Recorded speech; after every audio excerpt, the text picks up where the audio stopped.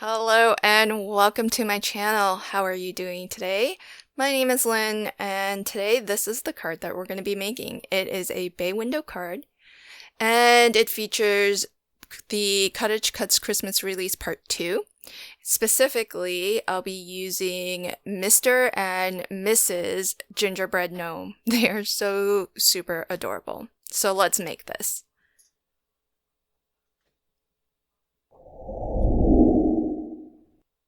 I am going to start off with my card base, and I'm using 120-pound heavyweight cardstock, and I'm going to cut it down to 4 1/4 by 11. This is ultimately going to be a side folding landscape card, and I am going to score at 3/8 of an inch, 1 3/4 of an inch, 3 3/4 of an inch, 5 1/8 of an inch, and 5 1/2. And if you watch most of my videos, you might be wondering, Lynn, why are you making so many bay window cards? And the reason for it is because not that long ago, just this past weekend actually, I and two of my friends and I hosted a mystery craft along. It was actually on Stamper Girl's YouTube channel. And I got to lead the mystery craft along, which meant that I was the only one who knew what we were making. And during the event, I read out clues, step-by-step clues on how to make this exact card. But in order to really make sure that I wrote out the clues in such a way that it was clear and that I had all of the steps included, I had to test my own clues. And I knew what I wanted to make. It only took one prototype to really get the exact dimensions that I wanted. But what I was really trying to test was the written instructions so that as other people follow along, it made sense. And so that's why I ended up with so many bay window card bases. So here is yet another bay window card, which I really feel like is a super fun fold card, and I quite enjoy making a lot of these because, especially for the holidays, because it's the kind of card that's really begging to be put on display. And I always want, I'll admit it, I always strive for my card to get onto the mantle and have that coveted display. So I feel like, cards like these that are great for putting on display are just, gonna give me that little bit of an edge when it comes to that. So I'm starting off with some layers of some mats and layers, some solid color cardstock, and some gorgeous pattern papers. I've picked, I think these papers are actually from, I think they're actually from Reverse Confetti. I could be wrong on that, but you can choose to cut your mats and layers as big or small as you'd like, just depending on, I think it's always personal preference how much of that little border you like showing. This piece, however, I've cut to 1 inch wide by 4 1/4 tall. And this was one of the things where, as I was kind of prototyping and designing this card, not that I came up with the bay window fold, it was just more me tweaking the dimensions of where you put your score lines and how that all looks. I originally had that stopper piece a little bit too wide for my taste aesthetically anyhow. But you want to attach that by foam because it is going to be something like an easel stopper almost, but it's what's going to keep your bay window in that position. And then you do want to glue down that very first narrow 3/8 of an inch section. And then that really kind of holds that bay window shape. So really, really easy fun fold to create and perfect for putting on display.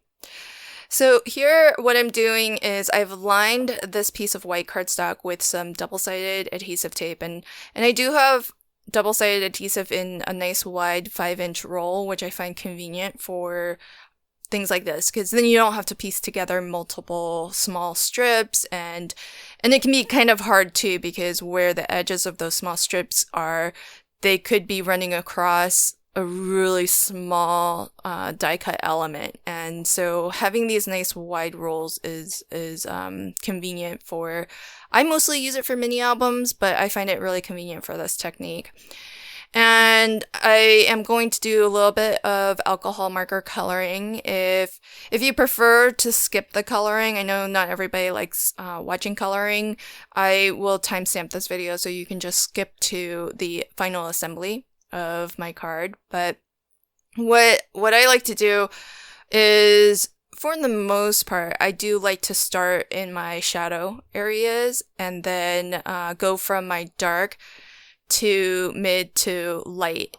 And with every pass, I overlap the previous section in order to kind of blend that out. Now, really, I should actually be coloring onto another piece of cardstock, because a lot of times what you can expect to have happen is for your alcohol marker ink to penetrate straight through to the back of your card. And that's normal, that's to be expected. And so if you have an extra sort of just scratch paper beneath it, what that will help with is it will continue to soak into that paper if your paper or cardstock does become super saturated, instead of that ink running right back into the cardstock that you were coloring onto and perhaps causing some bleeding outside the lines. It will continue to just penetrate or sink into that scrap paper underneath. So I always recommend, if you're coloring with alcohol markers, to always just color on top of a piece of scrap paper. That way that ink, any excess ink has somewhere to go, and in lieu of getting absorbed right back into your project. And assembly of these gnomes is really super easy, really adorable. And what I actually love is that all the squiggles, all the little icing detail, you can actually leave all of that off, and you would just have a really cute gnome. So I find this super versatile, and I have several CottageCutz gnomes now, and so I would be curious to kind of pull out some of the other ones and see, scale-wise, I am guessing they are all going to mix and match really well scale-wise, in terms of swapping hats and interchanging things that they're holding, and changing out gloves and stuff like that. So I don't know that for a fact, but I just knowing how well CottageCutz dies are designed to interact with each other and to mix and match with each other, I have a strong suspicion that you're going to be able to combine, mix and match these elements with other gnome sets you might have. And so you can have different hairstyles, different beard styles, different hats, and things like that. And in addition to the actual gnomes, there's also little cookies that they can be holding. So with Mrs. Gingerbread Gnome, she's holding just a regular cookie, maybe a chocolate chip cookie. Well, there's no chocolate chips. Maybe it's a peanut butter cookie. And then Mr. Gingerbread Gnome is holding an actual gingerbread cookie, which I think is super adorable.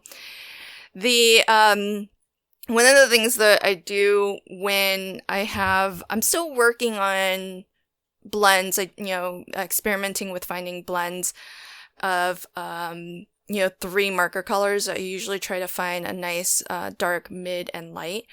But sometimes if you feel like your 3 colors are a little bit too far apart and you're not getting a really good blend, you might want to try to lay down an initial layer of your lightest color completely. And that way you've already saturated your cardstock a little bit with alcohol, basically. Your lighter colors will actually have more alcohol or blending solution in them than your darker colors, which are more pigmented. And so by laying down that initial lightest color, anything you put over top of it is going to it's kind of like, a wet on wet technique, where it's going to you're applying a wet medium on top of your substrate, which is also wet, and so it will blend a little bit better because it'll move within that liquid that's already been applied to the cardstock. Hopefully that makes sense. And because there's a little bit of the alcohol on your paper from that lightest layer, the color will also tend to kind of bleach out a little bit. And that is the effect of going over your darker layers with a lighter layer. You'll find that it lightens it and sort of bleaches it out some. And that's why when I'm coloring, I always, generally I always end with my lightest color, and I go over the entire piece that I'm coloring. And sometimes you can even see, and it really depends on the paper that you're using. You really want to experiment with different papers as well, because the inks will react differently. And as I'm going through with that final layer of the lightest color, sometimes I can actually see the ink moving. And what I'll do is in that final pass, I'll always go from the lightest, the shadow layers, and I'll blend towards the shadow, the darker areas. That way, if it's pushing ink, it's pushing that dark pigment more towards the shadow areas. And so that's sort of my approach. And I'm not an expert colorist by any stretch of the imagination. I just play and do, what works best for me. And that's definitely what I would recommend. I generally use Ohuhu's because that's the brand that I have the most colored markers in. And so I find that I can get better blends when I actually have like colors that are a little bit closer to each other. And when you don't have a lot of markers, you can still get good blends. There's different techniques to kind of bridge that gap between two colors that are a little bit too far away in value. So it's not that it's not possible to get the same results. It's just more work. So what I'm doing here is I'm attaching an oval die cut to the center. Now, I was careful to only glue this to the center panel because we want everything that's past the two fold lines on either side of that center panel, everything that stretches beyond that needs to be able to be unattached from your card front. That way, the two side panels of our bay window can still fold away from the oval and still open up and be put on display as we would expect it to. If you got some adhesive behind those areas, you would in effect just be gluing down this flat, and it won't be able to open with that nice bay window angles.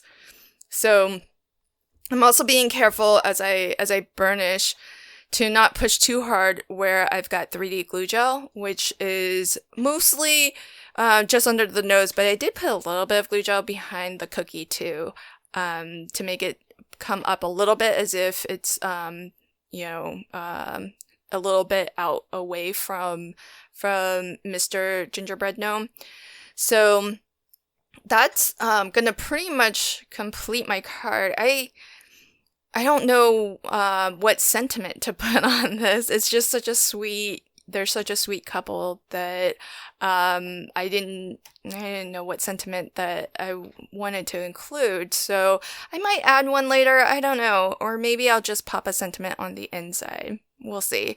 Because on the inside, what you could always do is just add a white, I think a 3x3 square looks nice. And then you can stamp your sentiment and sign your card on the inside.